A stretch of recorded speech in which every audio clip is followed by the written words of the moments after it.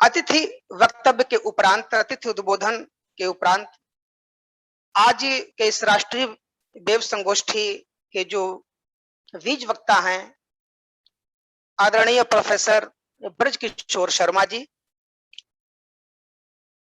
आप वर्धमान महावीर मुक्त विश्वविद्यालय कोटा राजस्थान से लंबे समय तक संबद्ध रहे हैं। देश के प्रसिद्ध इतिहासवेत्ताओं में आपकी गणना की जाती है। इतिहास की आधुनिक शाखा से आपका विशेष संबंध रहा है, जिसमें आप राजस्थानी इतिहास एवं स्वतंत्रता आंदोलन के इतिहास के अधिकारी विद्वानों के रूप में जाने जाते हैं।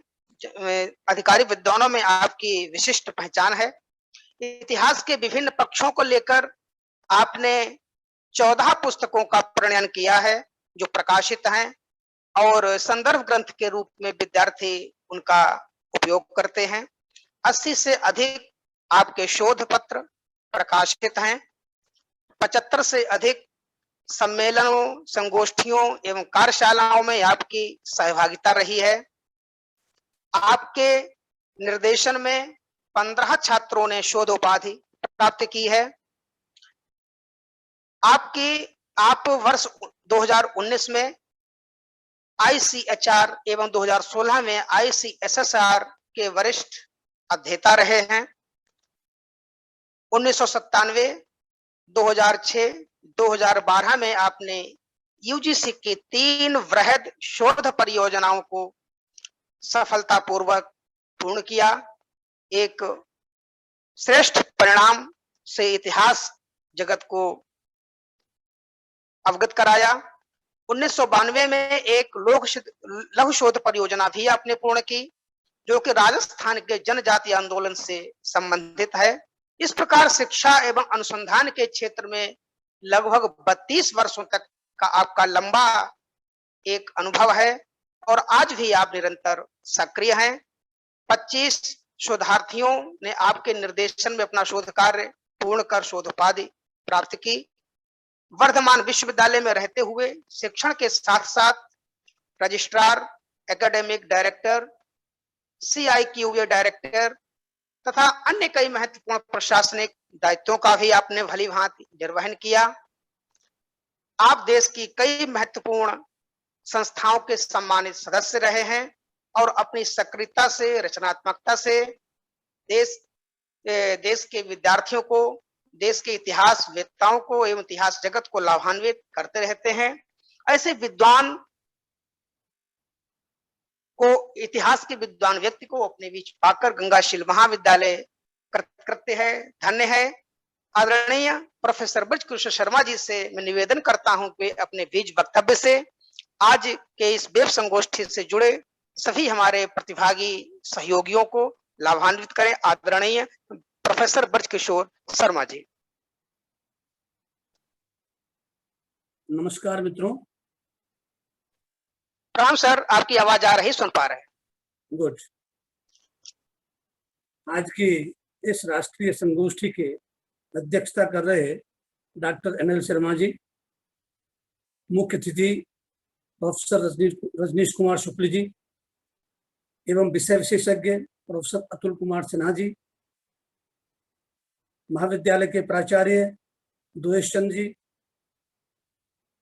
इतिहास विभाग की अध्यक्ष और इस राष्ट्रीय वेबिनार की आयोजन सचिव डॉक्टर शिल्पा जैन जी, प्रबंधन की ओर से महाविद्यालय के प्रबंध निदेशक डॉक्टर शशिवाला राठी जी एवं सचिव डॉक्टर NK गुप्ता जी एवं कार्यक्रम का संचालन कर रहे डॉक्टर अवस्थी जी।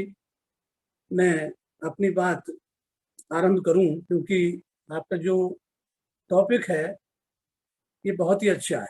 अच्छा इन अर्थों में है कि आपने ये एक बहस, क्योंकि जो पॉलिटिकल नरेटिव्स हैं वो अलग होते हैं। पॉलिटिकल पार्टीज, पार्टी इन पावर, सरकार, उनका नरेटिव अलग है और जो स्कॉलर्स हैं, स्कॉलर्स का नरेटिव अलग है। क्योंकि जो स्कॉलर है वो ना किसी पक्ष में है ना विपक्ष में है, बल्कि वो सत्य को उद्घाटित करने का प्रयास करता है।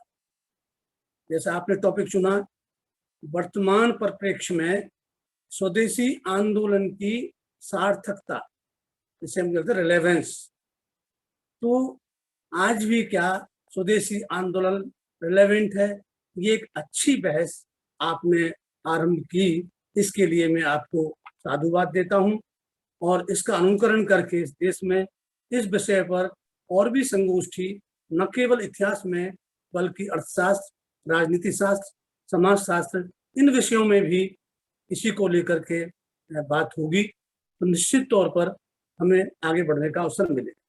हमारी समस्या क्या है कि एक तो ये है कि हम एक जमाने में प्राचीन काल हम इतने ज्यादा विकसित रहे, क्योंकि इस बात में कोई दुराई नहीं कि भारत विश्व की प्राचीनतम संस्कृतियों में से एक श्रेष्ठ संस्कृति रही है।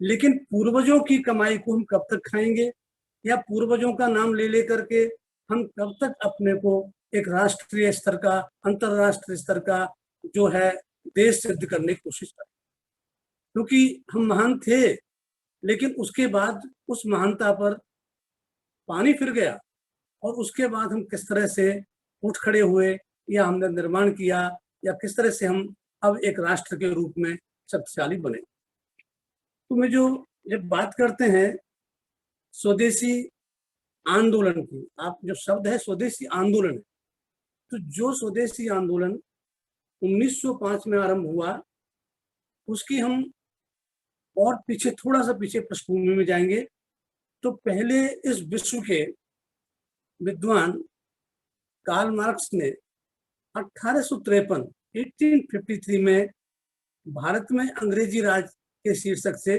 ब्रिटिश रूल इन इंडिया शीर्षक से आर्टिकल लिखे और उन आर्टिकल्स में कार्ल मार्क्स ने यह सिद्ध किया कि अंग्रेजों की जो भूमिका है वो विध्वंसकारी भूमिका है और जो देश सदियों से श्रेष्ठ रहा उसकी श्रेष्ठता को नेस्तनाबूद करने का कार्य अंग्रेजों ने किया है। उन्होंने अपने इसमें एक जगह बड़े स्पष्ट तौर पर लिखा कि यहाँ तुर्क आए, मुगल आए, तातार आए और दूसरी आक्रांता आए, लेकिन वे आक्रांता चाहे यहाँ के भूभागों पर अधिकार कर लिया किंतु यहाँ की जो संस्कृति थी उस पर अधिकार नहीं कर पाए और उन्हें भी यहाँ की संस्कृति में ही रंगना पड़ा। मुगलों ने, तुर्कों ने, तातारों ने और जितने भी विदेशी जाति आई उन्होंने अपनी संस्कृति को यहाँ हावी वो कर नहीं पाए, वे ज्यादा उसमें हावी नहीं हो पाए, बल्कि उनको स्वयं भारतीयकरण अपना करना पड़ा। तो उन्होंने कहा कि इतनी महान संस्कृति थी कि उसके सामने वे आतताई लोग, वे बर्बर लोग जो कुछ समझते ही नहीं थे वो लूट खसोट करते थे, किंतु हिंदुस्तान की संस्कृति ने उनको इतना प्रभावित किया कि वे यहाँ के रंग में रंग गए। तो ये कहते हैं पहले जो आक्रांता हैं वो अंग्रेज हैं। तो 1853 में ये बात कार्ल मार्क्स लिख रहे हैं। 1857 में हमारे यहाँ जो भी क्रांति हुई उस क्रांति के विभिन्न शेड्स हैं, विभिन्न रूप हैं उसके, आर्थिक भी है तो उसका सामाजिक सांस्कृतिक भी है, धर्म का रूप भी है और पॉलिटिकल भी है।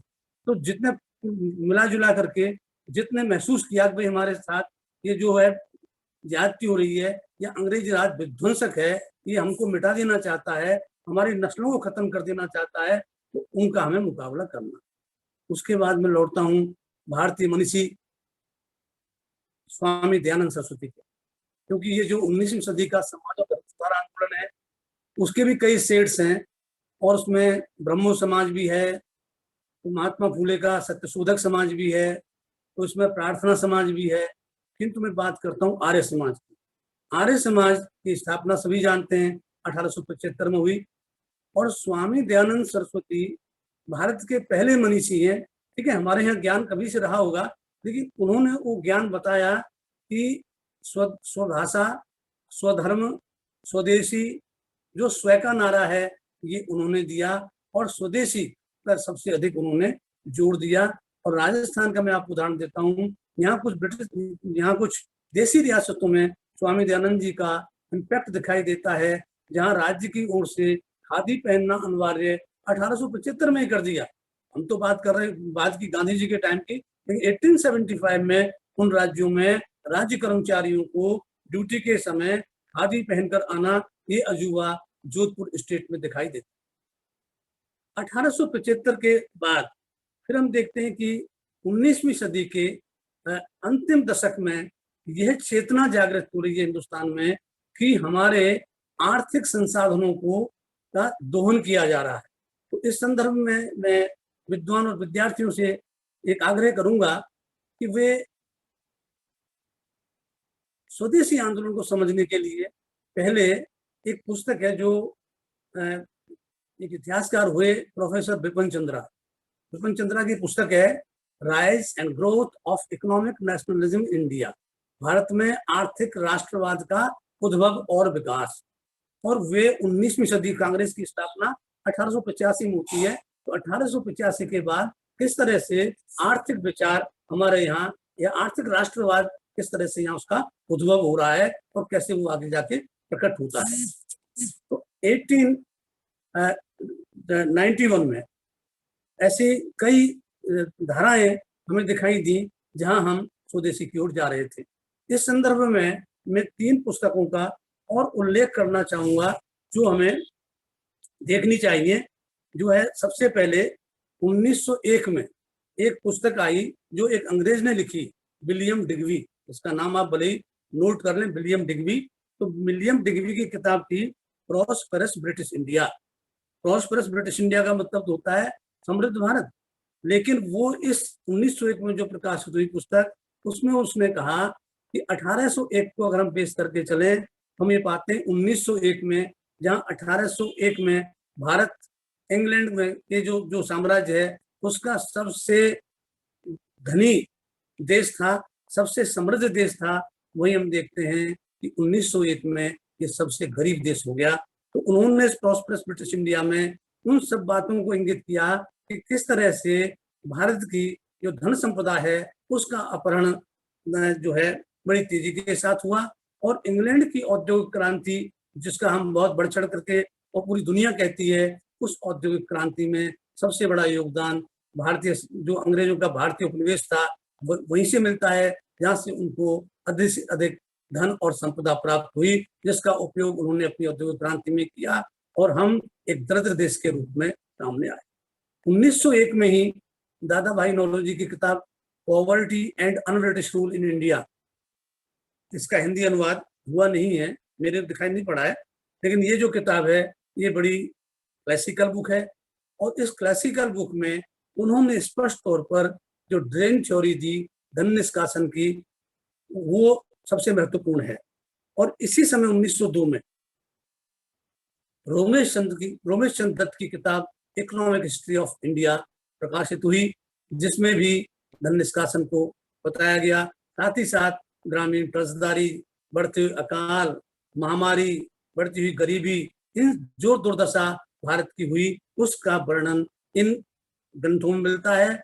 और 1901 के आसपास के जो जितने भी ये ग्रंथ हैं 1901 20वीं सदी के आरंभ के, इन्होंने पढ़े लिखे वर्ग में एक चेतना आरंभ की। और 1905 में ये तो एक तात्कालिक कारण था कि जब बंगाल का विभाजन धार्मिक आधारों पर किया गया, हिंदू और मुसलमान के हिसाब से बांटा गया और उसमें कोई क्षेत्रीय संतुलन भी नहीं रखा गया, क्षेत्रीय असंतुलन भी रहा। तो तब उसका जब विरोध शुरू हुआ, जुलाई 1907 में योजना प्रकाशित हुई कि वे बंगाल को अंग्रेज 2 भागों में विभाजित करना चाहते हैं। और जो ही ये योजना प्रकाशित हुई, इसका विरोध कलकत्ता में सबसे पहले आरंभ हुआ। और इसमें जो लीडिंग रोल अदा किया वो विद्यार्थियों का था, शिक्षकों का था, जो ये जो पुस्तकें जिनकी मैं बात कर रहा हूँ 1853 से लेकर के और 1902 50 साल में जो साहित्य रचा गया, जो आर्थिक राष्ट्रवाद की भावना भरी गई, उसका प्रस्फुटन हम स्वदेशी आंदोलन देखते हैं। और जब विद्यार्थियों को आंदोलन के कारण महाविद्यालयों से निलंबित कर दिया गया, तो विद्यार्थियों ने विदेशी शिक्षा, विदेशी वस्तु, इस सब के बहिष्कार की बात की। और सितंबर में तो ये जो आंदोलन है सितंबर 1905 में तो अपनी चरम सीमा पर पहुंच गया। लेकिन इतने विरोध के उपरांत भी अंग्रेजी सरकार ने अक्टूबर 1905 में भारत का विभाजन, बंगाल का विभाजन 2 भागों में कर दिया, जिसका विरोध ये स्वदेशी आंदोलन लगातार करने लगा। और ये आंदोलन चलता रहा और 1911 में जाकर के हमें देखते हैं कि दो बातें हुई। एक तो जो ये माना गया कि कलकत्ता में बहुत ज्यादा अशांति है और राजधानी के लिए वो उपयुक्त स्थान नहीं है, तो 1911 में कलकत्ता से राजधानी दिल्ली स्थानांतरित कर दी गई और 1911 में ही जो बंगाल का विभाजन हुआ था उस विभाजन को खत्म कर दिया गया, वापस बंगाल को एक प्रांत बना दिया गया। तो यूं करके हम देखते हैं कि ये जो स्वदेशी आंदोलन था इसने पॉलिटिकली या एडमिनिस्ट्रेटिवली एक सेटअप किया ही, लेकिन साथ ही साथ जो स्वदेशी का तत्व है, स्वदेशी की भावना है, उसको इतना बलवती कर दिया कि जो हिंदुस्तान का रईस वर्ग है वह भी इसके समर्थन में आने लगा। अब मैं सीधे तौर पर, क्योंकि लंबी इस आंदोलन की अगर मैं बात करूंगा तो बहुत लंबा हो जाएगा, अब मैं अपनी सीधी बात करना चाहूंगा कि वर्तमान परिप्रेक्ष्य में तो आजादी के बाद हमारे पास दो मॉडल थे।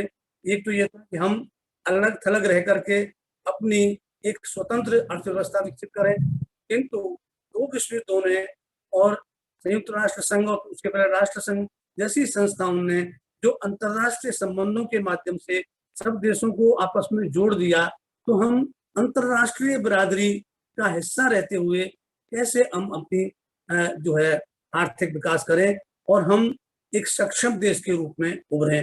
तो इसका जो आरंभ हुआ, इसके लिए प्लानिंग कमीशन बनाया गया और प्लानिंग कमीशन में जो उसके पीछे उद्देश्य रखा कि हम फेज मैनर में अपना डेवलपमेंट करें और इन फेजेज में हम स्वदेशी आधारों पर विकसित हों, विदेशी पूंजी और विदेशी तकनीक का हम पूर्ण बहिष्कार करें, लेकिन जिन क्षेत्रों में हमें आवश्यकता है वहाँ हम विदेशी पूंजी और तकनीक को बुलाने में दिक्कत भी नहीं करेंगे। लेकिन आज स्थिति क्या है? आज 100% एफडीआर है, फॉरेन डायरेक्ट इन्वेस्टमेंट 100% कर दिया गया।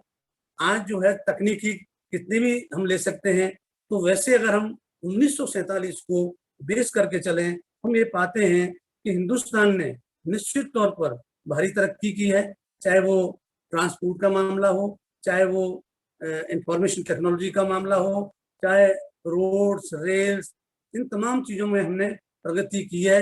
लेकिन इस प्रगति की कीमत हमने कितनी चुकाई है? यदि हम उस ड्रेन थ्योरी को देखें तो जो ड्रेन 1947 तक मान लो 10 करोड़ था, आज वो 100 करोड़ है। तो ड्रेन जो है देश से धन का वो बहुत ज्यादा बढ़ा है। हम वैसे बढ़ चढ़ते बात कर सकते हैं, बड़बोले हो सकते हैं, लेकिन आप ये देखें जिस कंप्यूटर की हम बात कर रहे हैं, एक बार एक विद्वानों के सम्मेलन में बात आई और कंप्यूटर पे वो कॉन्फ्रेंस मेरी यूनिवर्सिटी में थी, तो वहाँ के कहा कि हम लोग बढ़ चढ़ की बात करते हैं, हमने सिलिकॉन वैली में क्रांति ला दी, हमने अमेरिका में क्रांति ला दी, हमने दुनिया में क्रांति ला दी, लेकिन हमारा देश का कौन सा ऐसी वो है कंप्यूटर लैंग्वेज जो विकसित की? तो वो जीरो पाई गई। मैंने ही अभी कुछ दिनों पहले बात चल रही थी, ये पूछा जीव विज्ञानियों से कि भाई ये बताओ भारत ने कौन सा टीका आज तक इजाद किया? बनाने की बात नहीं कर रहा, इजाद किया, जो उसने इन्वेंशन है उसका आविष्कार किया, खोज की, वो नील है। यदि हम एंटीबायोटिक्स की बात करें तो कौन सा एंटीबायोटिक हिंदुस्तान ने खोजा? वो भी हम नील हैं। तो भाई हम कर क्या रहे हैं? आज हम स्वास्थ्य को मिले तो स्वास्थ्य में जो जांच उपकरण है 90% जांच उपकरण विदेशों से आयातित होते हैं और उन आयातित उपकरणों के बदले कितनी धन हमें अपना देना पड़ता है, इसकी सहजी कल्पना की जा सकती है। खासतौर पर 1991 के बाद जो उदारवाद जैसी एक विचारधारा आई, इस उदारवाद में पूंजीपति और औद्योगिक घरानों को प्रमुखता दी गई और औद्योगिक घराने और पूंजीपति घराने कभी भी समाज हित में न सोचकर वो स्वयं के हित में ही सोचते हैं। समाज के हित में आखिर कौन सोचेगा? मैं वापस बात करता हूँ महात्मा गांधी जी की। महात्मा गांधी ने एक बात स्पष्ट तौर पर कही, हम उनका चाहे हिंद स्वराज देख लें, चाहे उनका रचनात्मक कार्यक्रम देख लें, चाहे उनका ग्राम स्वराज की अवधारणा देख लें, वो ये कहते थे कि इस देश में अंग्रेजी राज को टिकाने में बहुत बड़ी भूमिका पूंजीपतियों की है, क्योंकि ये पूंजीपति ही विदेशी तकनीक को आयात करते हैं और ये पूंजीपति ही विदेशी सामान को आयातित करते हैं और उसका ही गांव-गांव तक ये डिस्ट्रीब्यूशन करते हैं। तो कहते हैं अगर ये पूंजीपति अंग्रेजों को सहयोग ना करें तो हिंदुस्तान से दूर चले जाएंगे, क्योंकि ये उनके एक तरह से उनके एजेंट बने हुए हैं, उनके दलाल बने हुए हैं। तो वही स्थिति ये है कि आजादी के बाद से हम देखते हैं कि जो यहाँ पर उद्योग आजादी के पहले विकसित हुए थे, वे भी विदेशी मदद से ही, विदेशी तकनीकी, क्योंकि साम्राज्यवाद जो है वो रूप बदलता है। जैसे अभी कोरोना रूप बदल रहा है, हम ये देखते हैं द्वितीय विश्व युद्ध के बाद साम्राज्यवाद ने स्वरूप बदला, और उसके बाद ये देखा कि जहाँ मल्टीनेशनल का जो कंसेप्ट आया, उसमें था कि पहले इंग्लैंड या जर्मनी या जो भी औपनिवेशिक देश थे, वे ही क्षेत्र विशेष का लाभ उठा रहे थे और ये कमजोर पड़ गए। अमेरिका जैसा एक शक्तिशाली जाइंट पैदा हुआ और उसने जो है एक नई अवधारणा दी, मल्टीनेशनल्स बनाओ। मतलब शासक तो हर देश में वहीं की चमड़ी के, वहीं के स्वरूप का रखो, लेकिन पर्दे के पीछे चले जाओ और प्रभावित करो यहाँ की अर्थव्यवस्था को। तो जो मल्टीनेशनल्स हैं, उन मल्टीनेशनल्स पर पहले कुछ रिस्ट्रिक्शंस थे कि किन क्षेत्रों में वो यह काम कर सकते हैं, कितना यहाँ से लाभ ले जा सकते हैं। लेकिन 1991 की नई आर्थिक नीति के अंतर्गत उसमें वृद्धि कर दी गई और जो सार्वजनिक क्षेत्र विकसित हुआ था इस देश में, जिस सार्वजनिक क्षेत्र को हम राष्ट्रीय उद्योगों के रूप में विकसित कर सकते थे, उसके डिसइन्वेस्टमेंट की, उसको बेचने की, उसको खत्म करने की शुरुआत 1991 की नई आर्थिक नीति करती है। तो कुल मिलाकर के आज के हम हालातों में देखें कि हम कहाँ स्टैंड करते हैं, क्योंकि हम कंप्यूटर के नाम पर विदेशों को सब कुछ हो रहा है। कंप्यूटर का कोई भी सॉफ्टवेयर आज आप देखें, जैसे गूगल है, यूट्यूब है, फेसबुक है, इंस्टाग्राम है और दुनिया भर के ऐप्स हैं, ये सारे विदेशी हैं। इनके माध्यम से भी काफी धन हमारा बाहर जा रहा है। क्या हम कोई इस तरह का ऐप बना पाए? हम कोई ऐप नहीं बना पाए। तो जो आज एक ये तक सवाल उठता है कि कौन हमारी कब खुफियागिरी कर गया, किसने हमारी जांच करी। तो आप देखिए कि इतना विस्तार हो गया है इंफॉर्मेशन टेक्नोलॉजी का, हम तो उसमें बहुत छोटे हो गए हैं। कभी तो बिल्कुल कौन सी आप वो है, कभी और दूसरी बॉडीज हैं जो यहाँ की निगरानी करती हैं, जो यहाँ की खुफिया जानकारी हासिल करती हैं। तो राष्ट्र की जो एकता अखंडता है, उसको सबसे बड़ी चुनौती हमें यहीं से दिखाई देती है। तो कुल मिलाकर के आज जिसकी आवश्यकता है वो है कि हम एक चेतना विकसित करें और चेतना विकसित करके हम एक ऐसी स्थिति पैदा करें कि विदेशी सामान के आयात ही ना हो। इसके लिए न केवल विदेशी सामान की होली जलाएं, बल्कि विदेशी आयात पर रोक लगाने के लिए भारत सरकार के सामने ऐसा जन आंदोलन खड़ा करें कि वे राष्ट्रीय नीति अपनाने के लिए तैयार हों और राष्ट्रीय स्वरूप के उद्योग लागू करें। यदि हम गांधी जी को पढ़ें तो गांधी जी साफ तौर पर कहते हैं कि गांव ही इस देश के विकास का आधार बनेंगे, क्योंकि जो रॉ मटेरियल है, चाहे वो खान हो, खनिज हो, चाहे वो वन उपज हो, चाहे वो कृषि उपज हो, ये सारा जो रॉ मटेरियल है ये गांव में उपलब्ध होता है। और गांव का जो कुटीर उद्योग आज बिल्कुल बर्बाद हो चुका है। आज तेली का कोई कोल्हू गांव में नहीं चलता, खाती वहां कोई कास्ट नहीं बनाता। अब तो हमारे देश में विदेशी फर्नीचर आ रहा है, विदेशी मार्बल आ रहा है, विदेशी झाड़ फानूस आ रहे हैं। तो ये जो शान शौकत और ऐश्वर्य की चीजें तथाकथित एलिट्स, जो तथाकथित धनाढ्य वर्ग है, जो ये आयातित करता है और अपने शोरूम को, अपने घर को दिखाता है, ये फ्रेंच सोफा है, ये जर्मन सोफा है, ये और तो और कुत्ते बिल्ली भी अब विदेशों से आने लग गए। तो आप देखिए कि जिस देश के लोग विदेशी के लिए इस तरह से लालायित रहते हो, वो कैसे स्वदेशी को विकसित करेंगे। तो एक विचार के तौर पर स्वदेशी बहुत अच्छा है और हमें उन सब क्षेत्रों का अध्ययन करना चाहिए। आज 90% युद्ध सामग्री आप आयात करते हो, युद्ध सामग्री में लोग कमीशन खाते हैं, उसको लेकर आरोप प्रत्यारोप होते हैं। यहाँ तक इस देश के प्रधानमंत्रियों को भी नहीं बख्शा गया। तो आप देखिए जहाँ इतना छीछालेदर हो रही, जहाँ हर चीज बिल्कुल एक्सपोज हो रही हो, वहाँ क्या हम स्वदेशी स्वदेशी की बात करते हैं। ऐसा है, जो हम विद्यार्थी थे, मैं शायद थोड़ा समय ज्यादा ले रहा हूँ, जो हम एमए के विद्यार्थी थे तो एक चुटकुला चलता था, जो मैं कोई हिंदुस्तान के खिलाफ नहीं बोल रहा, लेकिन ये था कि भाई अमेरिका ने एक बहुत महीन सुई बनाई और उन्होंने कहा कि जापानीज बहुत ज्यादा सेखी बघाड़ते हैं, बड़बूले हैं, उनके पास भेज दिया भाई तुम इसमें क्या इम्प्रोवाइजेशन कर सकते हो। तो उन्होंने उसमें एक सुराख निकाल दिया उस सुई में से, और फिर सोचा यार अब तो हिंदुस्तान के लोग, 74 की बात कर रहा हूँ, हिंदुस्तान के लोग भी कह रहे हैं कि हमने विज्ञान में प्रगति की है तो इसको हिंदुस्तान भेज दो। जब यहाँ आई तो यहाँ के साइंटिस्ट ने मेड इन इंडिया की मोहर लगा दी। तो मेड इन इंडिया हो जाने से या मेक इन इंडिया हो जाने से स्वदेशी नहीं होता। यदि विदेशी पूंजी, विदेशी तकनीकी और विदेशी जो होगा सारा खेल, उसमें आप मेक इन इंडिया कह तो सकते हो, लेकिन उसका जो लाभ है वो राष्ट्र को ना मिल करके उन शक्तियों को मिलेगा जो अपना पैसा यहाँ पर इन्वेस्ट करेंगे। अब मैं एक बात और करना चाहूँ, एक बार मैं एक कार्यक्रम देख रहा था, उसमें एक स्वदेशी के पुरोधा थे, वो पुरोधा अपने कारखाने को एक पत्रकार को दिखा रहे थे, जो टीवी का पत्रकार था, टीवी एंकर। तो उन्होंने जो है वर्णन किया कि देखो ये तेल का पैकिंग होती है, या घी की पैकिंग होती है, या शहद की पैकिंग होती है, ये दिस एंड दैट। तो उसने पूछा कि ये पैकिंग की जो मशीन है, मेजर करने वाली मशीन है, ये कहाँ से आई है? तो उसने बड़े उससे कहा जोश में, ये जर्मनी से आई है, ये फ्रांस से आई है, ये इंग्लैंड से आई है। उस स्वदेशी के पुरोधा को मैं कई बार ये लोगों से बात करता हूँ कि उससे पूछो कि यार तुम इन मशीनों को लाए हो, क्या हमारे यहाँ प्रिजर्व करने की कोई विधियां नहीं थी?